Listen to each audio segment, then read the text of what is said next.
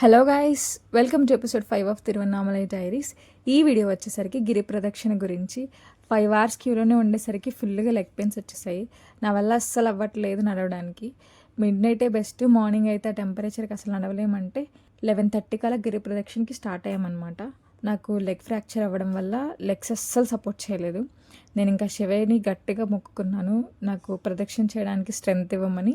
మీరు అసలు నమ్మకపోవచ్చు, కానీ మా కజిన్స్ కూడా అసలు నేను నడవలేనేమో అనుకున్నారు. బట్ లిటరల్లీ 5 కిలోమీటర్స్ వరకు నాన్ స్టాప్గా నడిచాను. ఆ తర్వాత 1.5 కిలోమీటర్స్ చాలా కష్టం అనిపించింది. ఒక 1 అవర్ అట్లా గ్యాప్ తీసుకుని నడవడం మళ్ళీ స్టార్ట్ చేశాను. 7.5 కిలోమీటర్స్ తర్వాత కొంచెం కాఫీ తాగి లెగ్ మసాజ్ చేయించుకొని లెగ్కి బెల్ట్ పెట్టుకుని మరీ స్టార్ట్ చేశాను. మధ్యలో మోక్ష మార్గం దగ్గర 2 అవర్స్ క్యూలోనే ఉండాల్సి వచ్చిందనమాట. సో టోటల్గా 6 అవర్స్లో గిరి ప్రదక్షిణ ఫినిష్ చేశాను.